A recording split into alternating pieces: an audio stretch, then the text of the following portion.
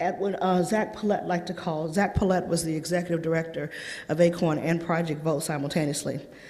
In 2008, he said we had a once-in-a-generation opportunity, and it wasn't to elect a black president, it was to pass socialism, to fundamentally change the way we were doing things, and Barack Obama was just the conduit to do it.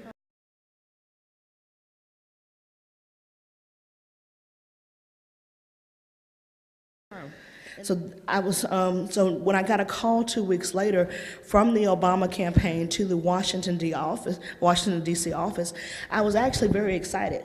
You know, this Obama campaign is calling ACORN. So I get out there and I type a little email and I send it out to all my supervisors. And when I got back from that email, which I was told I probably shouldn't have sent, was a USB drive about this big.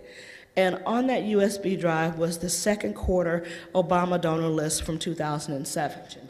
So I contacted Stephanie Strom of the New York Times as a confidential source, and I began to give her documents and records and emails and everything she would need to show that not only was ACORN committing massive voter registration fraud, but they also had done things that would constitute prosecution under the RICO statutes. But every time, if you go back and you look up Stephanie Strom's articles from summer of 2008, every single article was more watered down than the next.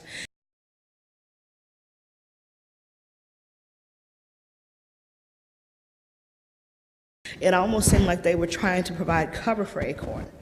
So I started not to trust her a little bit. From July of 2008 to October of 2008, none of those stories ever got printed the way they were.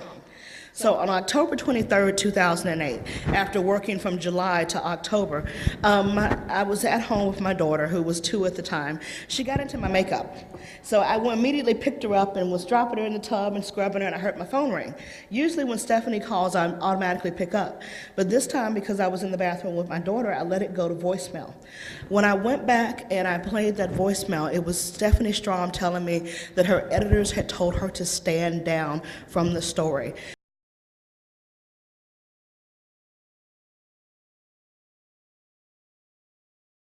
She was coming to D.C. that day, 2 days from that day, to get information regarding the Obama donor list, collusion between the campaign, ACORN, and Project Vote, and she had independently verified meetings between the campaign and Project Vote outside of myself. So I called her back, and she told me that it was not the policy of the New York Times to print a game changer that close to the election.